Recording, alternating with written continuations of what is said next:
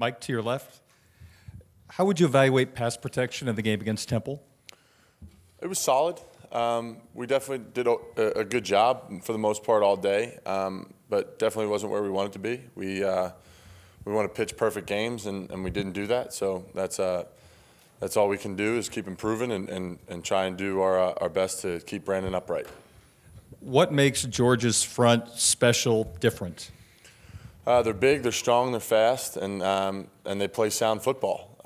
They're going to do a great job of using their hands, getting off blocks, and we just have to do our job to stay on them. And they're going to be a group that plays real hard and a group that plays real fast, and they're gonna bring it on Saturday, and we got to do the same. Finally, just when you envisioned what Brandon was going to look like on the field, now that you've seen him in a game situation, were you surprised the number of hits he took in that game? I don't know if I'm surprised by it. I mean, part of Brandon's game is running the ball, and obviously the hits that he took in drop-back pass protection can't happen again. Like I was just saying earlier, we got to do our job to keep Brandon upright as much as possible. But I think part of his game is opening up the field and using his legs as well. So I don't know if it's necessarily surprising, but I mean, we obviously like to keep Brandon healthy. Mike, to your left, you said, I'm sorry, you're right. You said you were sound in assignments. As the season progresses, as you kind of settle in, does that get better, generally speaking, as far as just being assignment sound? Absolutely. I think the more experience you get throughout the year, the more preparation, the more that you're used to preparing throughout the week and being able to see looks that you are going to get in the game, the more assignment sound you become. And you know, got to knock off the rust with the first week. It was tough because we didn't actually watch a whole lot of Temple film because of them having a new staff and new scheme to be put in place. But there's no, I mean, we just got to keep grinding at it, keep preparing as hard as we can, keep studying our opponents the best we can, and put ourselves in position to be on our job at all times on Saturday. Brandon Wimbush made his first start last week, but he's a junior. I'm sure you don't look at him as a young guy per se. But on the other side, your opponent will be blocking for a true freshman making his first start. When you're in that situation, I mean, do you concern yourself? You probably have to concern yourself with protections and stuff like that when you're blocking for a very inexperienced quarterback.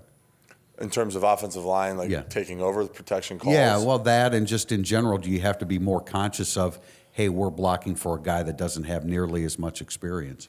I don't think you need to be too conscious of it. I think that you just need to trust them. And, you know, we've gone through a whole 9 months with Brandon, and I'm sure that Georgia's freshman quarterback has gotten his fair share of reps as well. His teammates are going to trust him, and whatever the game plan is, they're going to stick to. I don't think you need to be more conscious because no matter who's taking snaps at quarterback, they're a pretty valuable guy to your offense. So you need to block as hard as you can and as well as you can, no matter who's back there. And in terms of just seeing things together, I think that's probably where the gray area comes a little bit, because you're used to a voice behind you that's different, or the quarterback might see things a certain way that you've worked on for a long time that maybe you don't have the same kind of sync in just a week's preparation. But in terms of being conscious of just having a true freshman back there, I don't think that they're going to have anything different.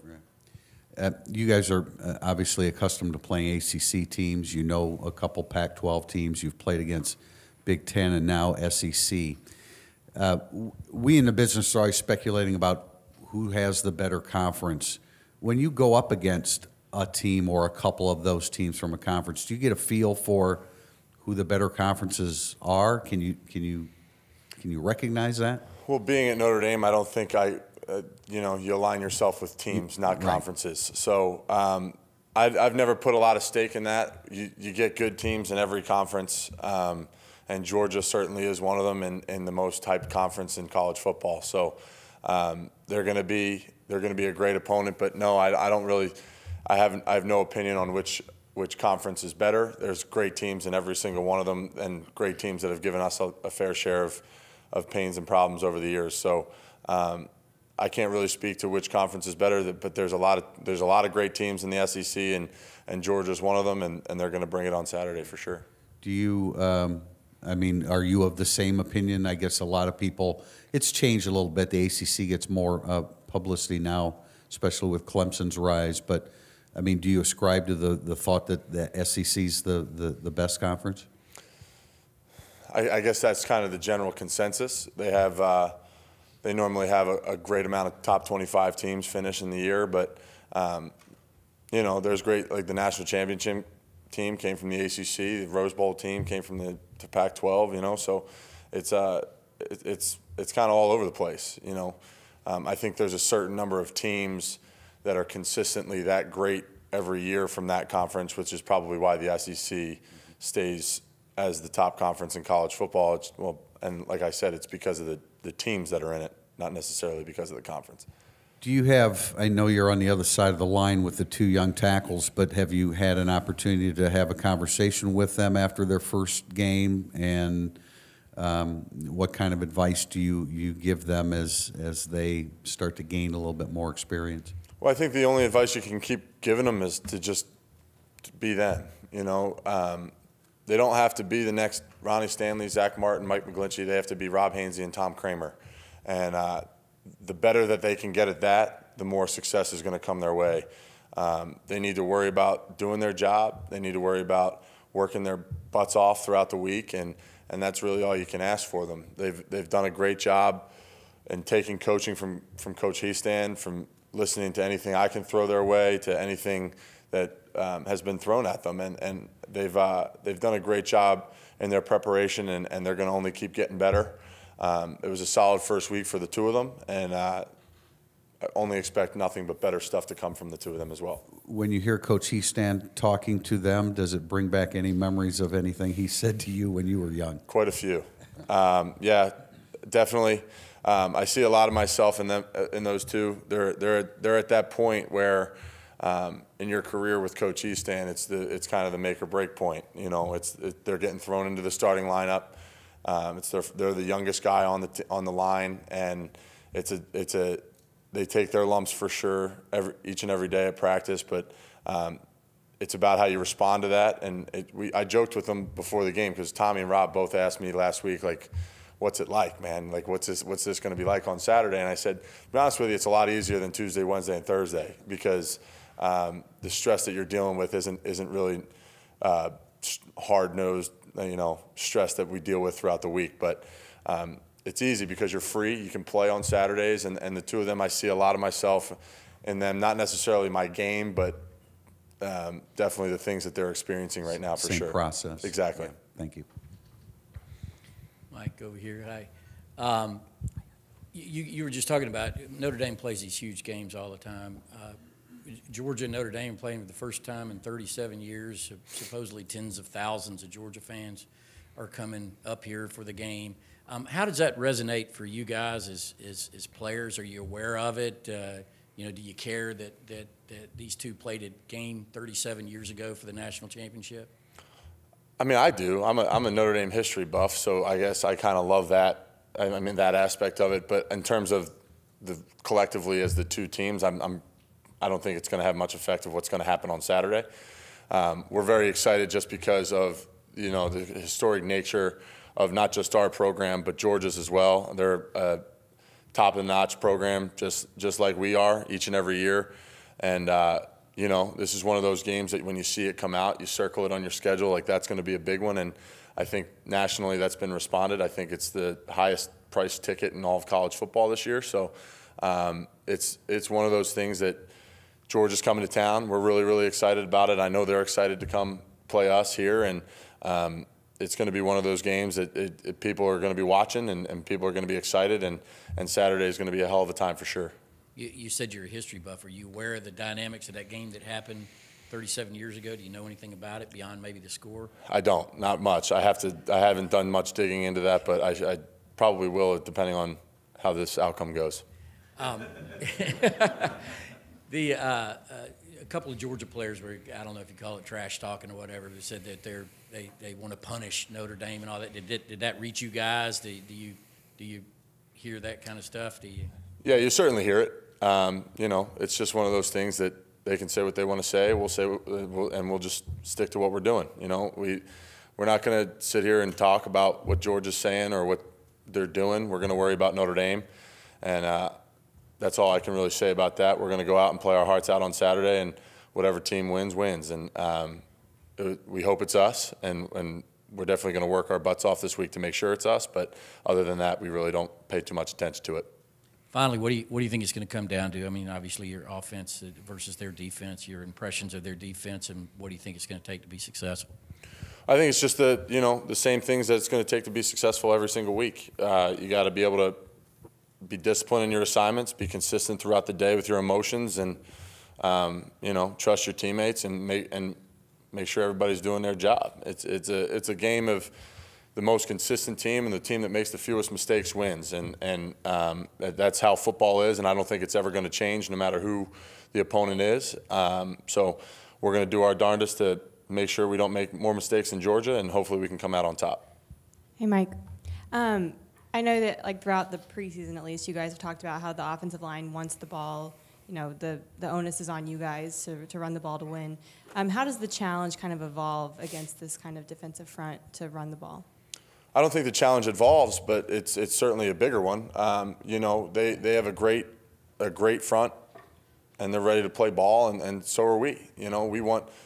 We want this kind of a challenge up front. We want to be able to say, hey, we're going up against the best in America, and I think that's Georgia is certainly in that upper tier of teams and certainly defenses that is ready to play football and play it well. And up front, the 5 of us or 6 of us, I guess, want that job, and we want to be able to respond to that kind of adversity. And I think that we have a great game plan in place, and we're going to keep working at it all week with Coach Long and Coach Eastan, and we're going to do our job and play our hearts out and hope that, or not hope, but work to the fact that we're ready for this challenge and going to see what happens on Saturday and just play well. I realize that everyone's always like, oh, the preparation is the same and this and that, but there's always this talk about SEC defenses, and is there anything that you have to do, not differently, but as far as maybe just kind of facing these guys that is special or unique? Or I don't think, from the football aspect, I don't think it's very different. I mean, they're going to play a defensive front that's that we've it's not creating something new, but they do it extremely well. So we're going to have a little bit more of an attention to detail on specific things that we're going to try and do to exploit their defense and try and score points. But I think that the biggest adjustment comes in with the emotions and that kind of a thing. That's what you got to do a little bit differently this week. You got Georgia, one of the biggest opponents we've ever had here at home, coming to town, and certainly, especially for guys. I mean, I'm excited, and I've almost started 30 straight games. I can't imagine what a Brandon or a Tommy or a Rob is kind of going through in their mind. My first start was against LSU, so I kind of had the same deal. But it's one of those things that it's going to be a big week. People are talking. Everybody's talking about this one, and the biggest adjustment is staying true to what we do each and every week in your preparation, and staying smart and staying consistent with your emotions throughout the week, and not letting this be bigger than it is. And the more you can control that, the better you're going to be on Saturday. Micah, how fun was it for you guys as offensive linemen last Saturday, just putting up over 422 yards, and then with Josh able to give you guys the game ball after that one too? Yeah, it was awesome. It was a lot of fun.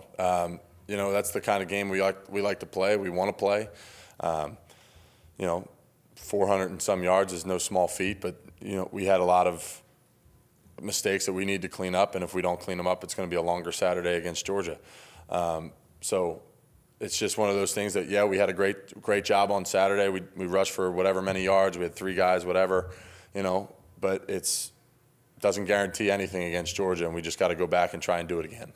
I know that you said how the demeanor of Brandon throughout practice and throughout the entire offseason, always calm and confident, but was he kind of that same way during that game-type atmosphere last Saturday? He was exactly the same way. He was a great leader, great with his communication, great teammate. He was great on the sidelines and never faltered. He was the same guy the whole day, and that's who Brandon is, and that's who he's going to continue to be. Thanks, Mike.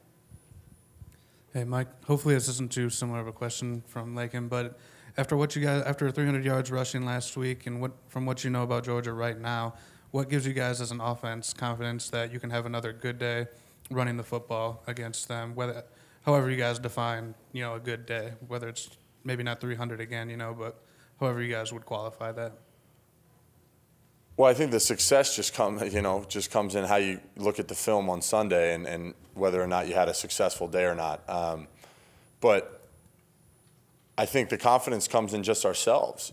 I think we've built ourselves to the point where we have a lot of confidence in our abilities up front, and we got a lot of guys that can make a lot of plays behind us. So that's where our confidence comes in. It comes in with us, and it certainly comes in from Coach Long and Coach Easton. They've done a great job of building that confidence throughout our entire offense, and certainly within our group in the O-line.